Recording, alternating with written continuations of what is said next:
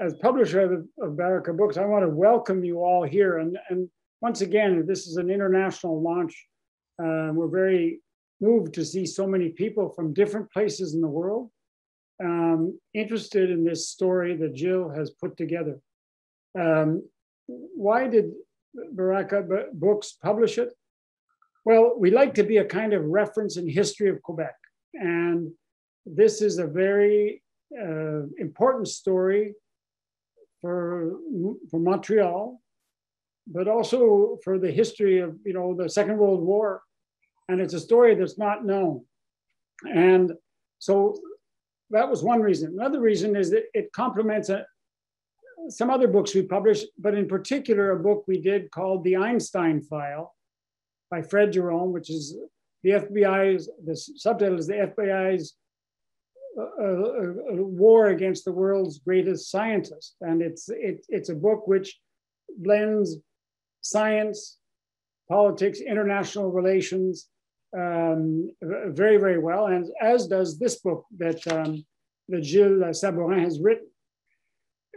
Gilles has done a wonderful job, and our colleagues at Septentrion, with whom we work regularly, have made this, have taken a book, and I say, Gilles has done this, and with the help of the publisher, a book that could have been dry scientific, and he's managed to discuss science, a scientific subject, not dumbed down one little bit, but made it into a very readable, almost like a novel.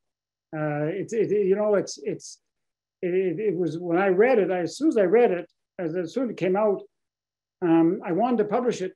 And another reason is that the day before, I think, I'd seen the film Red Joan. Red Joan, I recommend it. It's with Judy Dench. Came out in 2018, a British film, which deals with the two Valois, but more from the British point of view and the spy business. And they do have a place where University of Montreal is in the film, but they didn't want to come all the way over here. So it's obviously not University of Montreal, but they did talk about University of Montreal. And so anyway, I recommend the film. It's a very good film. But the book is better than a film because you learn a lot about the project, but you learn a lot about the individuals, the people who were involved. And you also learn a lot about, you'd say like une filière française, une filière italienne, that's linked with other places in the world. And I hope that we'll get a chance to talk about that as we go along. Blossom said, we'd like you to make comments, questions. And I can see people here that are family members of people who were here in Montreal in the 1940s. You may have, I'd really like you maybe to speak up when we get into the discussion period about maybe stories that you know that we don't know. Gilles may know them, but we're all interested in learning more about them. So just to introduce Gilles, he's a nuclear engineer, as you know. He specialized in the safety of nuclear power plants. Montreal and the bomb is the fruit, the result of 15 years of research, intensive research into the atomic adventure in Montreal during the Second World War. The book was translated by somebody who I really wanted to get to translate it. There's a literary translation, but she also does other kinds of translation as well. And I thought that would be the perfect person to do a job like this. And it's Catherine Hastings. She's based in Quebec City, or near Quebec City, Saint-Ferréol-les-Neiges to be more exact. She has translated two novels by Jean-Michel Fortier, The Unknown Huntsman and The Electric Baths, and co-translated Tatooine, which is a novel by Jean-Christophe Réel.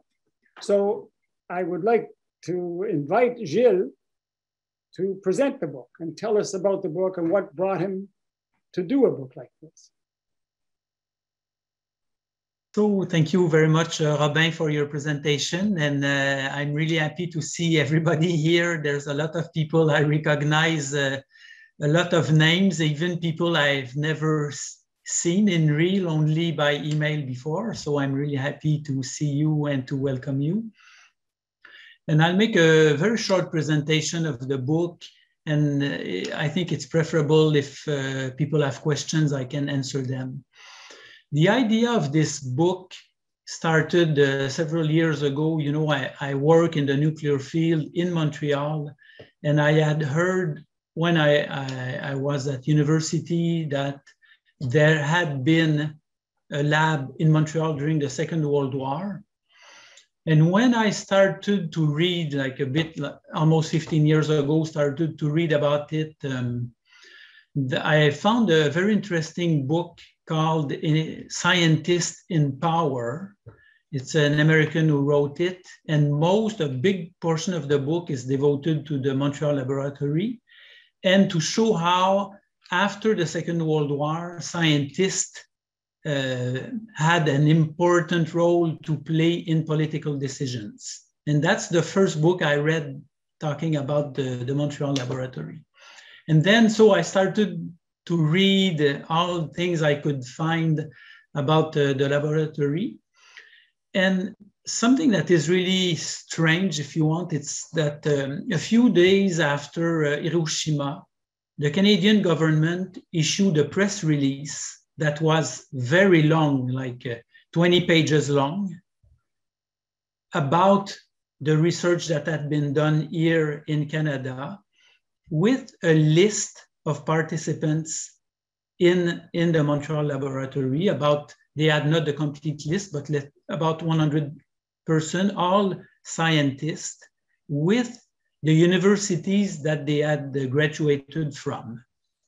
And in that list, I was surprised to see that there were women. There were 8 Canadian women that I had never heard of. And I thought that these women should be interesting, because when you have a PhD in the 30s or in the 40s by a woman, you must be someone special. So I started to look on the internet about these women, and among them was Jean Lecain. I see that some of her children are here tonight, and I wrote a series of articles for the Bulletin of the Canadian Nuclear Society about these women and other women that I found after a while. There were some British women who came here also, who were scientists. And then after reading these articles, some people contacted me. So I started to look in the archives of the UK and the Canadian archives about the Montreal laboratory. And then I thought after a while that I had enough material to write a book. So I started that, I would say, perhaps 5 years ago. And I wanted the book to be, readable for the general public. I didn't want, in my work, I write technical reports, and I wanted to do something different. I didn't want to do another technical report. So, and personally, I like a lot to read general scientific books about stories. And I think, and especially in French, we don't have enough of this kind of book. So that's what I decided to do. And I was really lucky to find Septentrion, the Quebec City-based publisher, who accepted to work with me and help me also in the reading, in the writing of the book. And then later to meet Robin, who was really nice, and I'm really happy also about the translation by Catherine, and the object itself. I think it's interesting. And one thing also I wanted to have in the book is photos. I think that only with the text, it's really not the same thing as having photos from the time. And while I was looking for people who had worked in the laboratory, because there are still a few people alive, and children of people who work in the laboratory. Many of them had kept in family albums photos of the 40s, and almost all of them that they sent me are in the book. So that, I think, was also another really important research and finding. So I think that's enough for the moment. I'm happy if you have questions. I will be happy to have an exchange or stories that you want to tell. Thank you. I have a couple of questions that I planned, which may help people get into the nitty gritties of the story. But perhaps the first question I'd ask is if Catherine Hastings, who translated it, and she was originally from England, which probably might have helped her with this subject. Were there any specific challenges to translating this book? Well, this was my first stab at translating a nonfiction book. So as you've mentioned off the top, I've translated a couple of novels. This was quite different in the sense I felt the focus was not so much on, with a fiction book, you're focusing on capturing the author's voice and the characters' voices. And in this case, it was more about getting the facts right and the accuracy and being faithful to the original text. So it was not so much about fact checking for me, because Gilles had already done all the legwork in that sense. He'd, the last 15 years of compiling documents and records and photos and conducting interviews. So all that was already done. But much of his source material was already in English. So one of the challenges for me was to, obviously Gilles had to take that English material and translate it or paraphrase it in French. So I didn't want to do a back translation or to retranslate from English to French and then back to my version of English. So that meant doing the research to make sure I tracked down the actual documents, the actual quotes from the various people throughout the book. And that meant, as Gilles did, also going through the UK National Archives websites, the Canadian Archives websites, and just identifying those exact quotes so I could take those and put them straight into the English translation. I felt that was important to keep everything authentic, to keep the language the same as it would have been in 1940s wartime. It's a little bit different from today. And some of the examples were Mackenzie King, who was Canada's prime minister at the time. He kept a diary. So that was available on the web as well. So I was able to track down his diary entries and take those verbatim and put those in the translation. The same as well for Hans Halvin, who was the first director of the Montreal lab. And Gilles was fortunate to be able to borrow the diary from Halvin's son, Philippe. I think somebody from the family is here tonight, I believe. And so again, we could take those direct quotes and direct journal entries already in English and put those in the translation. I think that helped keep everything sounding authentic, keep the language right, and keeping it faithful to the original language. Another aspect was the technical aspect. I'm not a scientist, so this was all relatively new for me. So lots of reading required and lots of Google searching, but just to make sure I got the technical and the scientific details right. But luckily Gilles was there to read the final the draft translation before we went to print, and so he was able to spot anything that might have sounded out of sorts.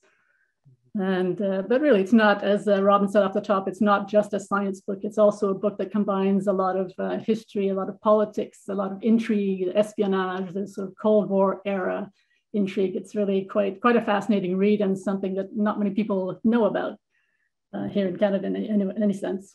And it makes for a very compelling read. I think he's done a great job of bringing all this information together and making it something that I think will appeal to a wide audience.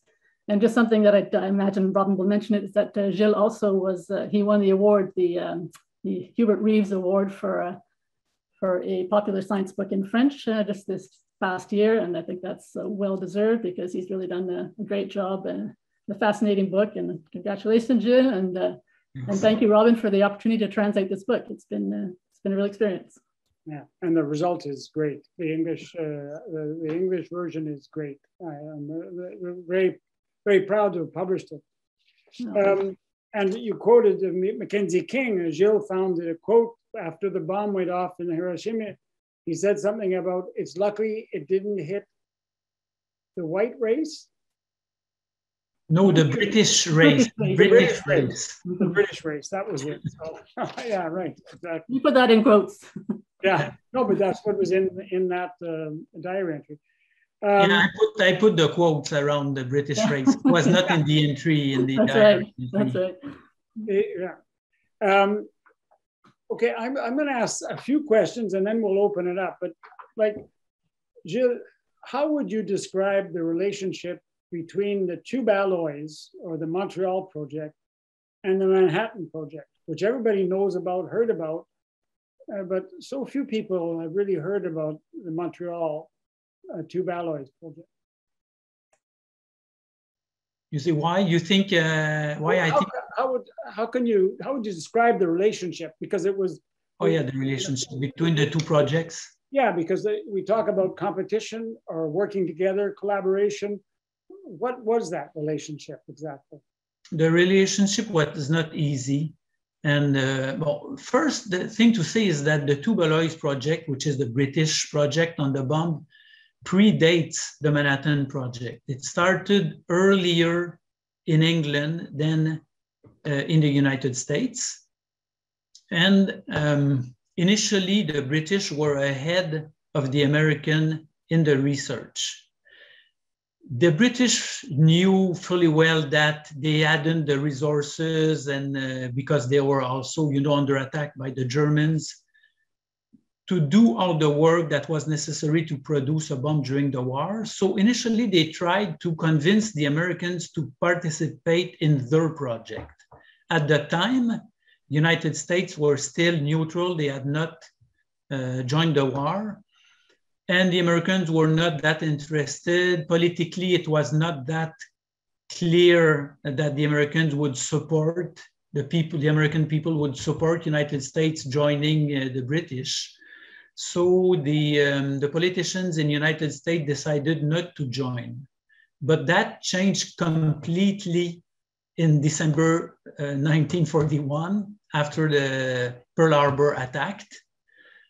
And then the Americans put the whole effort in the Manhattan Project. The Manhattan Project had been founded only 2 days before the Pearl Harbor attack. And it was really with very low money. But after that, it changed completely, and the Americans rapidly overtook the British. And at that time, so that was early 1942, the tube alloys project was still in England, mostly in the Cavendish laboratory in Cambridge, at the University of Cambridge. And when the British realized how fast the Americans were going, then it was almost too late. They then proposed to the Americans to move the laboratory to the United States, but the Americans had put the Manhattan Project under the military. So it was the General Groves who was the head of the project, starting, I think, in the summer of 1942. And Groves didn't really want, and he thought he didn't need the help of the British, so it didn't work, to move the tube alloys project to the United States. So that's why Britain asked the Canadian government, and how it came to be in Montreal. Then there was a kind of competition and collaboration between the Montreal laboratory and the Americans. The Americans had taken hold of all the resources that we have in Canada, uranium, heavy water, and had bought it completely for their own use for the whole of the war, without even the Canadian government knowing that. So when the Montreal laboratory needed those resources, they were all in the hands of the Americans. And Groves in particular didn't want to collaborate with the Montreal laboratory because he thought there were too many foreigners. A lot of people with strange names from Europe were scientists in the laboratory, and he didn't like that. So he restricted at a minimum the collaboration. It took a conference at Quebec City where Roosevelt met Churchill, and the two leaders discussed, and they signed an agreement on the nuclear collaboration to restart slowly the collaboration between the two projects.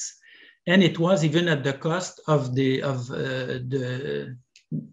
director of the laboratory. The Americans, without writing it directly, they asked that it shouldn't be a French.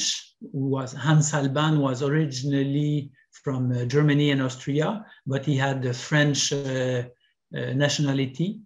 The Americans didn't want a French to be head of the laboratory. So that's how John Cockcroft, also another famous scientist from Cambridge, working at the Cambridge University, came to Montreal and became head of the laboratory. After that, the collaboration was better, but still the Americans said that only a few of their installations could exchange with Montreal. So it was mainly the Chicago laboratory.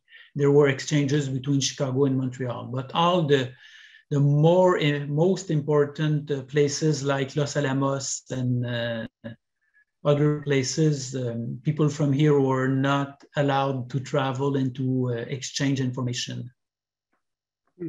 And you talked about we talked about the British link, but the French link, yeah, was, and Italian link, you know, their presence was essential, fundamental to the Montreal project. Can you explain a bit briefly who we can even say, we can say that the Montreal laboratory in fact started in Paris, because one of the most important nuclear research group at the time in 1940 was the Joliot-Curie group in Paris. He was the husband of Irène Curie, the daughter of Marie and Pierre Curie. And they were one of the most advanced group, and they were the first to realize that one of the most important material for nuclear reaction is heavy water. It's a kind of, it's a water that we find in nature, but it's a very small percentage of natural water. And at the time in 1940, it was the only place where you could find it was in Norway. There was a plant that was producing ammonia, but at the same time, as a byproduct, they were producing heavy water. And they had the whole stock of heavy water in the world was there. And Joliot-Curie asked, so the war has started, we were already during the war. Joliot-Curie asked the French secret services to go there and to transfer to Paris the entire stock of heavy water, and they did that. When the Germans invaded France, the group of Joliot-Curie with the heavy water and with also uranium were evacuated for a short while in middle France. And then eventually, like just a few days before the Germans came in, they were transferred to England with two of the most important researchers, Hans Halban and Lev Kowarski, who were the two closest physicists working with the Joliot-Curie. And they both eventually came to Montreal with the heavy water. So the heavy water that was in Montreal during the war was initially in Paris, in the French laboratory in Paris.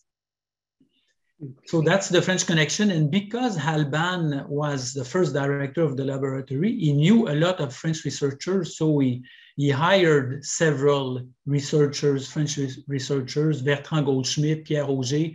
They all became division head of chemistry, experimental physics in Montreal. So there was a French connection, if you want, in Montreal during the war.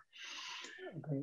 And the Italian connection, it's the other group that was very important during before the war in the 30s and beginning of the 40s was the group of Enrico Fermi in Rome.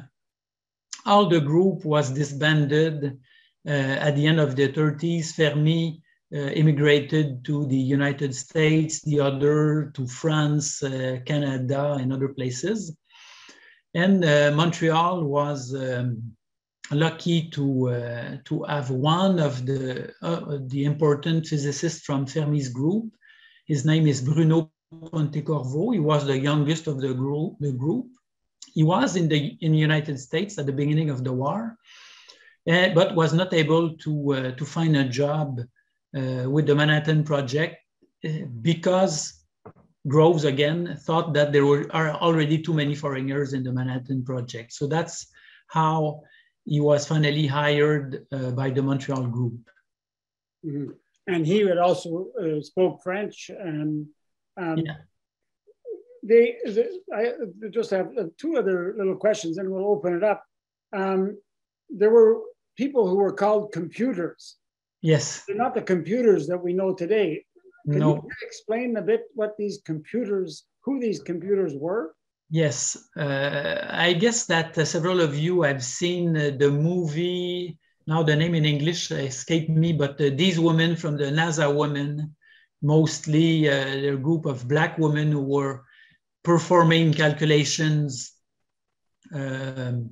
for the calculations that need to be done to launch space. The Hidden Figures. Yes, the Hidden. Thanks. Yeah. But before NASA, there were other groups who hired computers, so that's how they were called in English. People who were performing calculation all day long and for weeks and months on end. And there was a very big group in the United States that was hired by the Manhattan Project. And there was a small group in Montreal of several women. Why women? At the time, people thought that women were better to do these kind of very detailed calculation than men. And so almost all of the computers were women.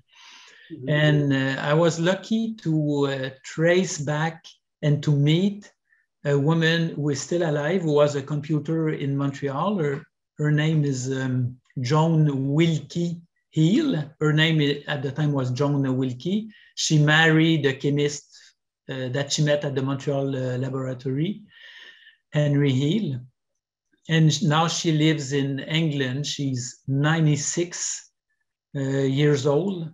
And she's originally from Montreal. She was hired after her high school during the war because she was good in mathematics. And so we had a group of approximately 4 or 5 women who were here in Montreal performing calculations for the design of the first nuclear reactors that were built outside of the United States. And this is my last question, but it's a sort of one of the fascinating things in your book is the story of Bruno Pontecorvo. His brother, by the way, did the famous film, The Battle of Algiers, but Gilles Pontecorvo. Yes. And the other, Alan Nunn May. They're the spy story a bit, but they had a reason. They had a defense of their position and right till the end of their lives. Can you tell us a bit briefly about their story? Because that's like reading John le Carré. Yeah. There was a spy affair around the Montreal laboratory. It's called the Gusenko Affair. It's the name of a man who was working at the Soviet embassy in Ottawa, who defected in September 1945 with a list of names of people who were, they call it a spy ring of Canadians and one British, who were passing information from technical projects to the Soviet embassy, who was transferring it to USSR during the war. And there was one person, at least one, in the Montreal laboratory. His name is Alan Nunn May. He was a British, very well respected British physicist. He was head of the experimental physics group in Montreal for about 1 year and a half. And so he had access to a lot of information, and he would took reports to his apartment in Montreal during the weekend, give them to his contact, Soviet contact, who would photocopy them and then take it back to the laboratory on Monday. It was not allowed, but security was not always followed very tightly, and he was not the only person doing that, taking work home during the weekend, because the work that was performed in Montreal during the war was very impressive. When you look at, there is almost 600 reports that were issued between February 1943 and approximately November 1945. So it's one report every 3 to 4 days, counting the weekends. So people did a lot of work and designed 2 nuclear reactors and also a method for plutonium separation during these approximately 2 years and a half. Mm-hmm. So anyway, maybe we'll open them, because I can see there's lots of questions being written in here. Perhaps Blossom could invite the people in order to present the questions. I will do that. I'm just going to see if I can. Well, first of all, the first question I have is from Laura Flatt. Mm-hmm. So Laura, if you'd like to unmute and ask your question, that would be wonderful. Hello, Gilles. Hello, Blossom. Gilles, my question was that you got to interview a few people, you said, from the time that the lab was in existence. Who in particular didn't you get an opportunity to interview? Who would be your dream interview of the people who worked at the lab? And what is it in particular you wanted to ask them, or you wanted to know that you just really weren't able to find out from the materials that you had? It's a good question. I'm not sure how to answer, but I can say one thing, that a person I didn't talk about yet. It's Alma Chaket. It's a person I have interviewed, and I would say it's a kind of dream interview, because she was a chemist. She graduated from Birmingham University in 1940, and she worked in Montreal in 45, almost the whole year 1945. And she's still alive. She's 103 years old. She still is astonishingly well, and lives in her own house and tend to her garden and everything. And I had a lot of email exchange and even Zoom exchange with her. And 2 years ago, I was lucky to go in Wales, where she lives now, and meet her, and had long conversations with her. So she was instrumental in talking about the day-to-day lives of the people in the Montreal laboratories. So it was really a very special experience. Of course, I would have liked to meet the people who were there, you know, like Pontecorvo or Hans Alban and John Cockcroft, and all the people who were directly involved. Another person that I admire is Jean Lecain, the woman mathematician, and I would have really liked to be able to interview her if she had been alive. And but I was lucky to talk to a lot of children, of people who worked at the lab, and all the children were very generous with their time, and also I think a lot of them were very happy that finally the work of their parents was somewhat recognized.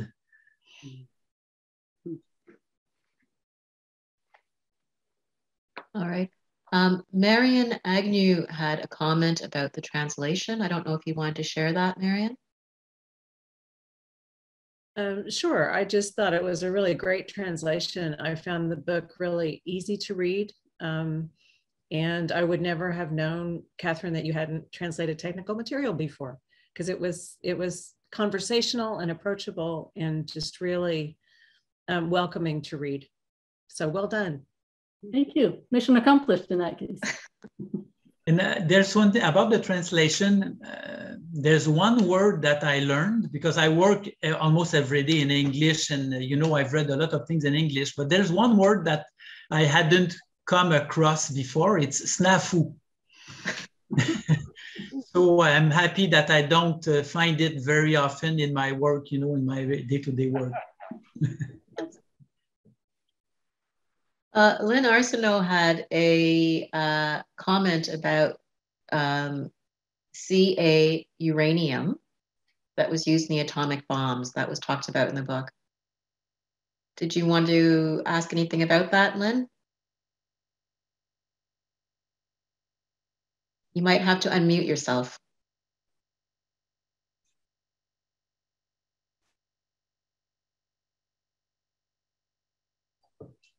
Yeah, I think if it doesn't work, I think I see the question, in the chat. Yes. And I can answer it. Yeah, it's sure. About whether or not uranium was from Canada was used in the bomb. There's a short chapter at the end, because I know it's always, when I talk about the Montreal laboratory, a lot of people have this question, whether Canada participated or not in a way or in another in Hiroshima and Nagasaki bombs. And from the research I did, there was not direct involvement of Canadian uranium in the Hiroshima bomb, or plutonium produced. The plutonium was not produced in Canada for the Nagasaki bomb. There is, some Canadian, we cannot say that there is no Canadian participation at all, but it's small. And even if the Montreal lab had not existed, there would have been Hiroshima and Nagasaki, that is for sure. There was a plant in Port Hope that was refining uranium and producing uranium dioxide. And maybe there was some uranium from United States that was refined and in Port Hope, and that was eventually used in reactors in the United States. So that's a possible participation of Canada in the effort in the war, but there's no direct involvement in Hiroshima and Nagasaki. Okay. So the next question is from Nikki Hastings.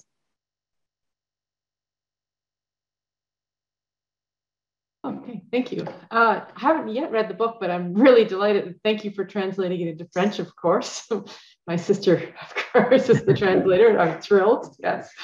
I just, it's also really exciting because, female scientists are, far and few between still nowadays. And, it's inspiring for young women nowadays to look and see that the fact that female scientists have been playing a role for a long, long time. It's pretty neat to see that in Canada. And I'm just wondering whether the book has yet inspired any acknowledgement in Canada to recognize the fact of women in science as, have been playing a role for such a long time. I mean, maybe it's such a new book still that you haven't yet had that opportunity to see and acknowledge, but kudos to you for bringing that to attention. Thank you. I don't think, I don't know if there is any further recognition. I know that a woman that I don't talk about in my book, Harriet Brooks, worked early in the early 1900s in Montreal, and now she was a really very good physicist working with Ernest Rutherford at McGill, and now. But a long time after her work, there is some recognition of her work. There's a new building in Chalk River now, which is named after her, the Harriet Brooks building. So I hope that there will be some recognition for the other women who participated.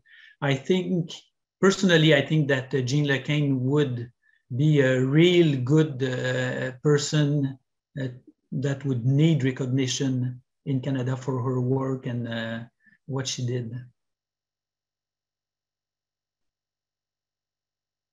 Thank you for that. Barbara Campbell, do you have a question? Hi there. A different Harriet, my mother Harriet, worked in the Montreal lab when she was a math and physics student. And I'll tell you my question, but the lead up to it was once in her middle age, she mentioned to me, I was probably a teenager or something, that she'd worked in this lab and about this sort of unusual head of the lab, who I thought she said was Austrian, so perhaps it was Hans Halvin. Gilles could let me know the exact timing, was that her boss or whatever. But she had said at the time how, of course, she was just a student, and then it was with all the spies and the war and the secrecy. But she mentioned how, individuals and the groups, they didn't know who was working on what the other parts were, so that no one could really put it all together. So that was where my question was born from for Gilles, as to how, just to discuss that a little bit, how the different, whether it was a Manhattan Project and the Montreal group or certain people, so that they couldn't know what they were working on fully. And then as a postscript, I had the good fortune to meet with Gilles after my mother's passing for briefly in Montreal, and a while later. I had been writing a little booklet that I owe him a copy about my mom, a little life history. Okay. And I was interviewing her. She already had Alzheimer's, and I said, how about that lab and everything? And she couldn't remember anymore. She didn't know. So then I was the only one she'd mention it to until Gilles got in touch with our family. So I thought it really did happen, And then, so just final is that then I was at her remembrance gathering, and I asked her very best friend from her whole life, from university at McGill and all the way to their 90s. I asked her about it. No idea that Harriet Campbell had just kept it a secret. So that she even worked there at all. So yeah. But yes, she worked in the Montreal laboratory, and at the time, I think her name was Harriet Anderson. Is that yeah? And unfortunately, Barbara, she didn't make it to the final book, even if she was in the first stages and she was in the articles published in the Bulletin of the Canadian Nuclear Society. But one thing that I wanted was that the book should be not too long, so that it's easy to read. And I had too many people. I had a list of people that to put in the book, and one of the recommendations of the publisher was, to straighten the book and a bit, and because there were too many characters. So I'm sorry about that for Harriet, but she had a really interesting life. And I would be really happy to read about it. But you're right. And I went on, but the main thing, the question, that was like a lot of background, but yeah, I'll read in your book, but about the keeping the silos of research. Yeah. So it's really true, and that's what Alma Chaket also told me, that she didn't know at all what the other groups were doing, even in chemistry, even if she was doing a small portion in chemistry. And they all signed the Official Secrecy Act, and they had been told that they couldn't talk about it, even with their spouse, with nobody outside the lab, and for the rest of their life. They were not to talk about it even later. So not all of them kept to that. And of course, a lot of the material after a while was public. So, but most of them didn't talk about it. So that's why it was also difficult to find direct stories of people who had worked at the lab. It's one of the reasons. And it's also a reason, another reason why a lot of the workers in the Montreal laboratory were very surprised when they heard about Hiroshima. They didn't know at all what was the purpose of the lab and the Manhattan Project.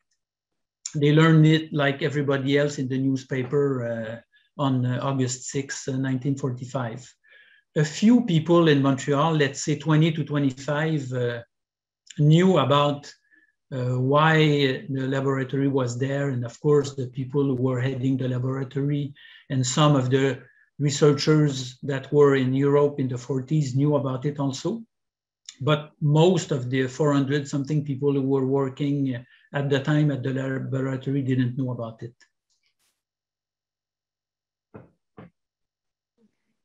So our next question is from Judy Gibbs, and then we'll have a question from Peter Halvin. So Judy, if you're ready. Yes, you were speaking about the spies, and one of them was the Italian fellow. I believe his name was Bruno, and somehow he got under the wire. And it wasn't until after the end of World War II when he disappeared rather mysteriously. And then some years later, they found him when he was quoted in a Soviet newspaper. How did, now that Mays, they picked up, they knew that he was a spy. How did they fail to pick up Bruno? And there's speculation in the book that they were about to pick him up when he disappeared. Yeah. I found this fascinating. As the person who indexed the book, I found this interesting. What can you say about that? How did he get the wire, and were they about to pick him up, or to realize what he was doing? What can you add? So Pontecorvo was not named in the Gusenko papers. So he was not identified when Gusenko, he was not in the spy ring that was administered by the Soviet embassy in Ottawa. So that's how first he was not caught. Okay, first thing I have to say is that it has never been proved without doubt that Pontecorvo was a spy. There are lots of reasons why we think that probably he was a spy, but he always denied it. And there's no real direct proof that he was. Of course, the fact that he defected to USSR just when the British Secret Services and the CIA were looking for him, it's a big argument to say that probably that he had spied for USSR. One reason that it can be explained is that Stalin, they reported directly to Stalin. All these spy rings, they were sent directly to Stalin, and he always wanted to have two different confirmation of the same information. So he had two different organizations administrating spies. So there was the KGB, or there was another name at the time, but it became the KGB.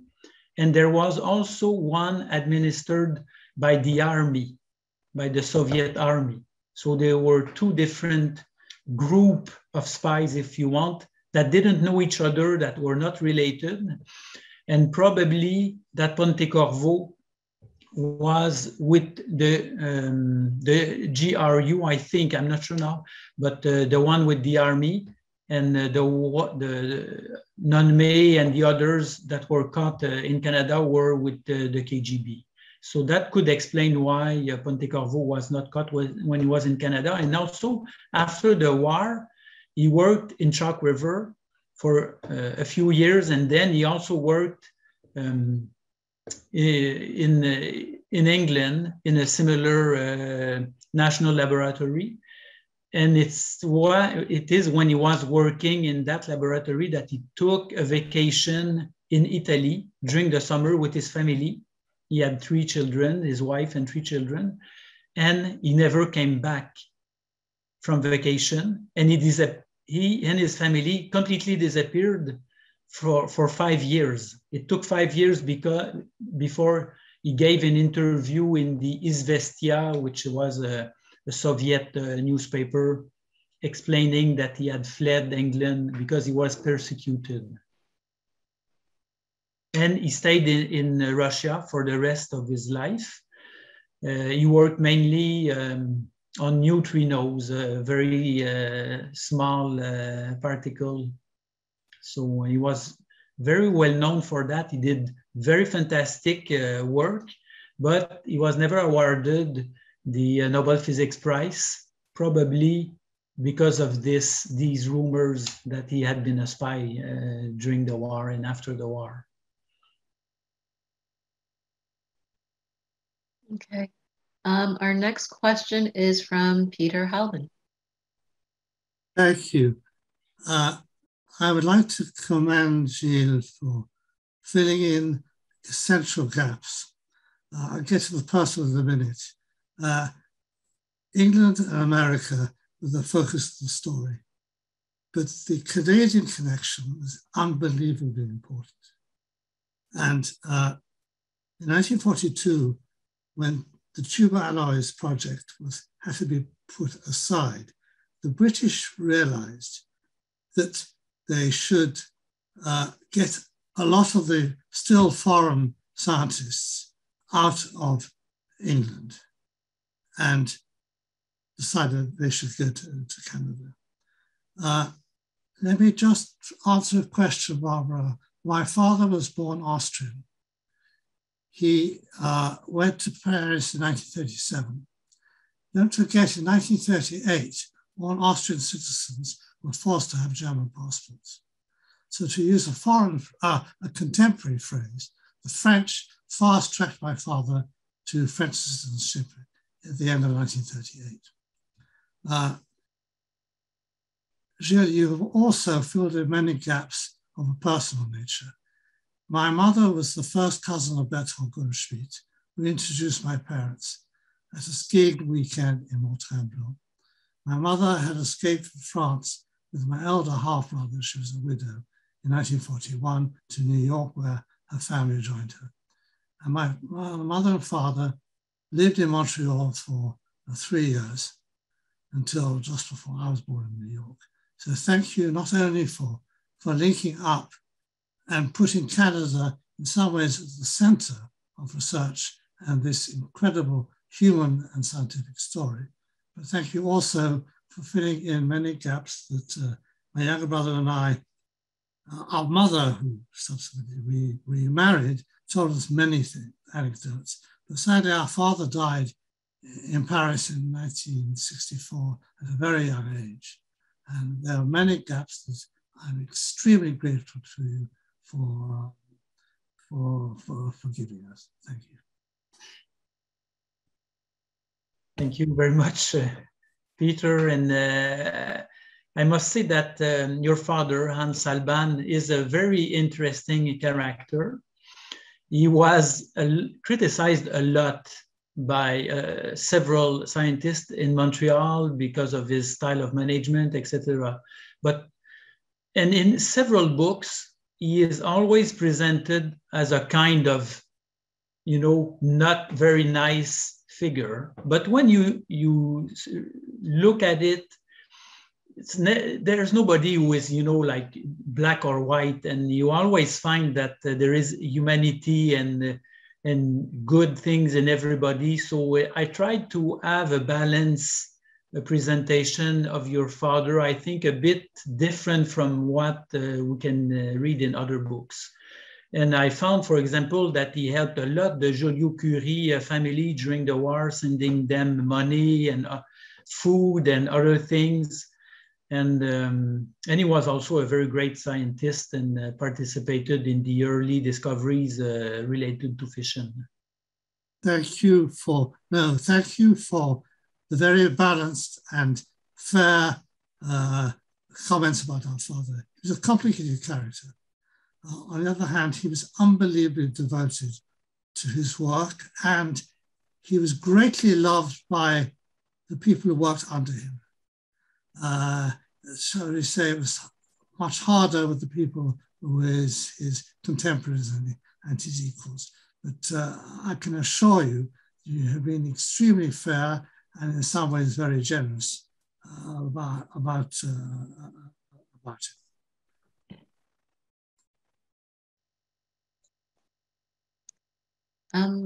The next question is from Robin Philpott. You have to unmute yourself. Oh.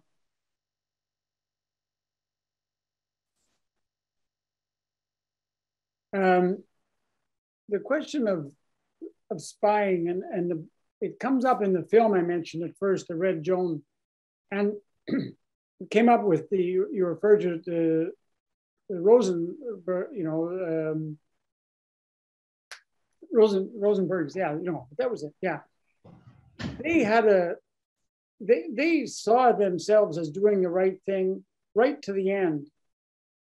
Can you explain a bit? Because as I understand, the Allies had agreed, and the Soviet Union was an ally to beat the Nazis, and the Allies had agreed to share all their scientific discoveries.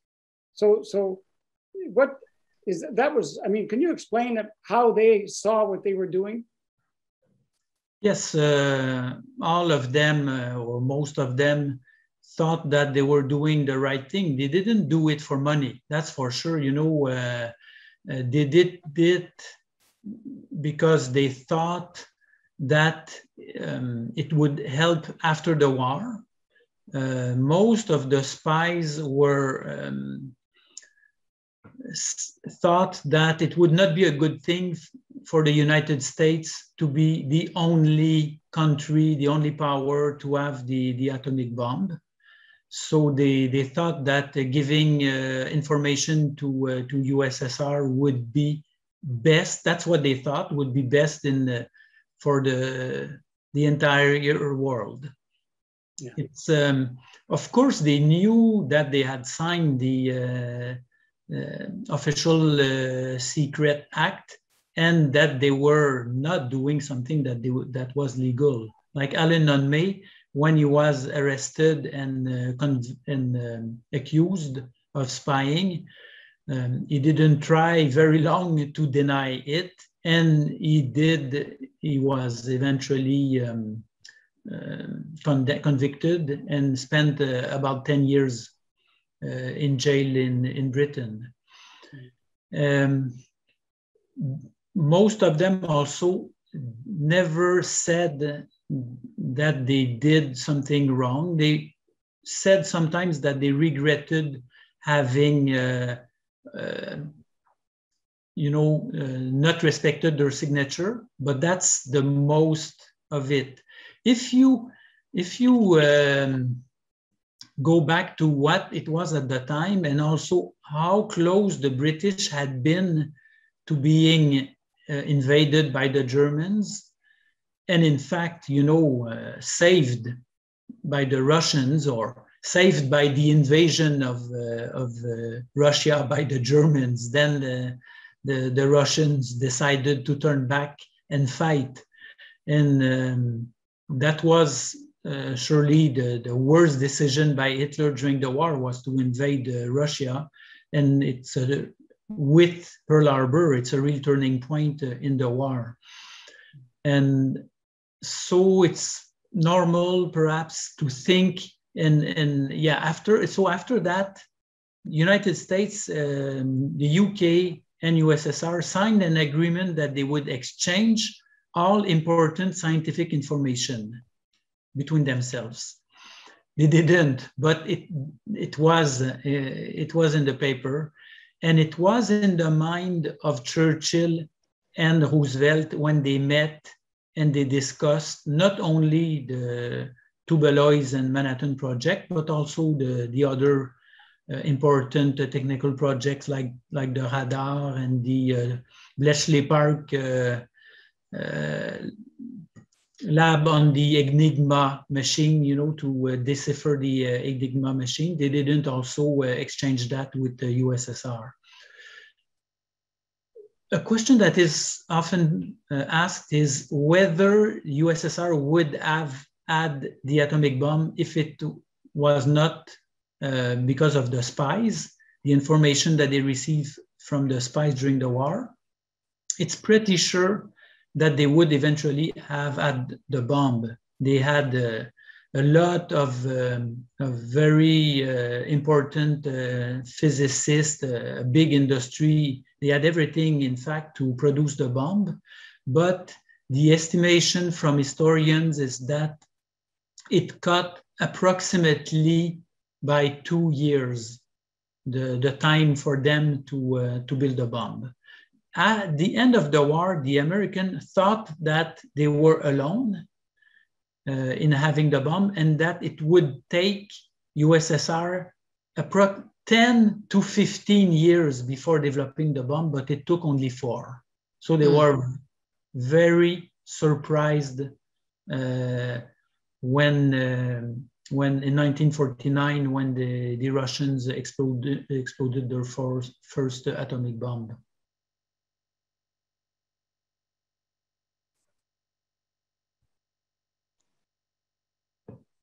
I think that's the end of our questions. Are there any, I'd like just to open it up to anyone who has a comment or a question.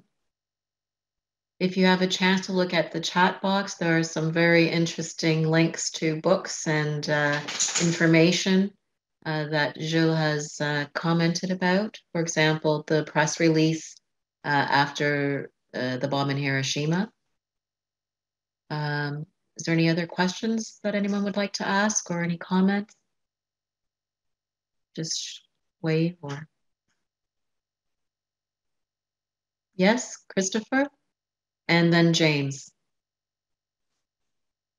I was just wondering whether Gilles was aware of the my father's mission to they're called the Tizard mission to the United States, when a lot of UK scientific secrets, including radar and nuclear matters, were shown to the Americans.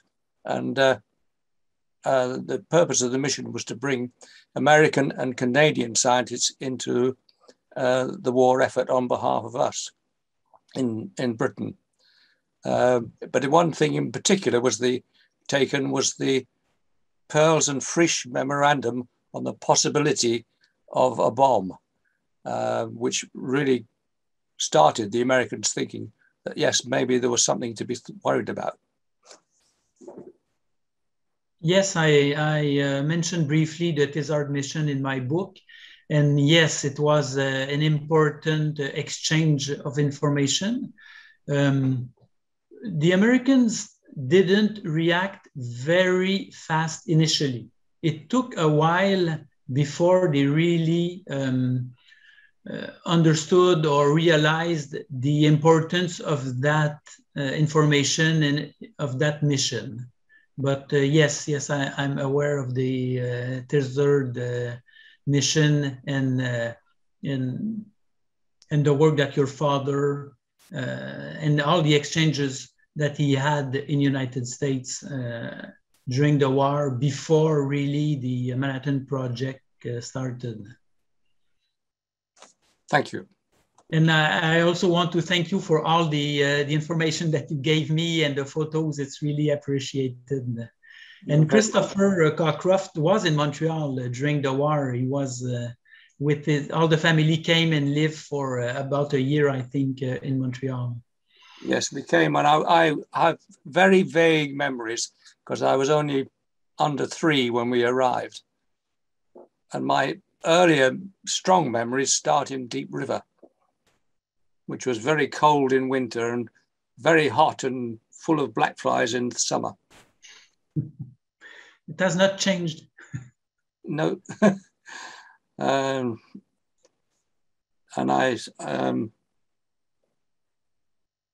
I know that I've been back to Deep River many times, and it's a lovely town now.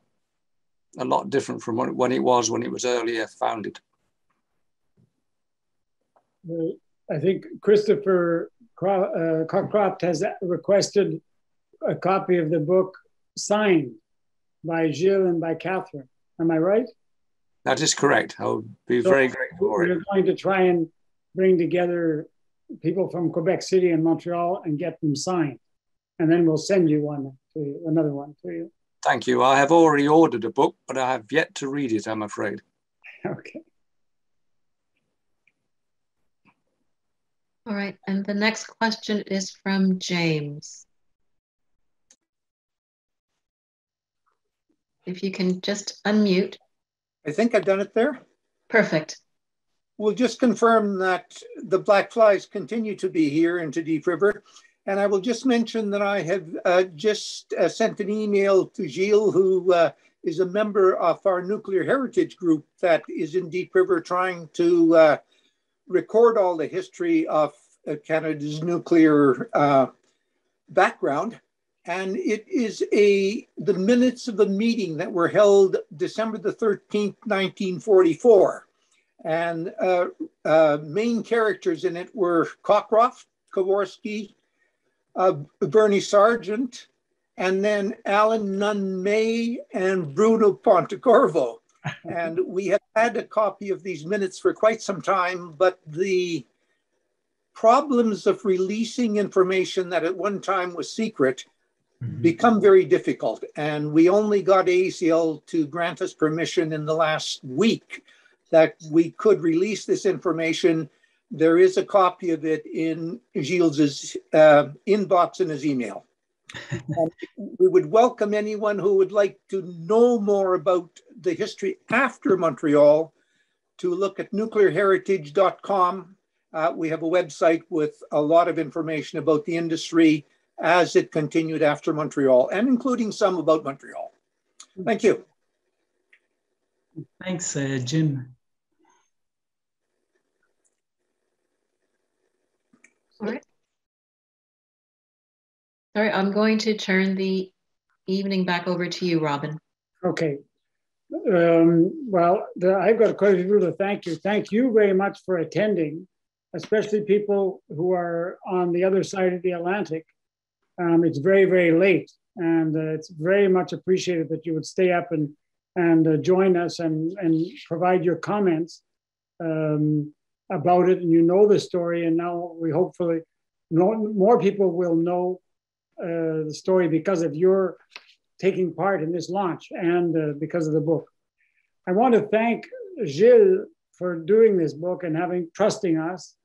I want to thank Septentrion for publishing it, and also the confidence they show in us. Catherine for her excellent translation and for her support in taking on this project, because I know that I've done quite a lot of translation myself, and it is a big challenge when there's a lot of quotes and original texts you got to find, and in a technical field you might not know too well.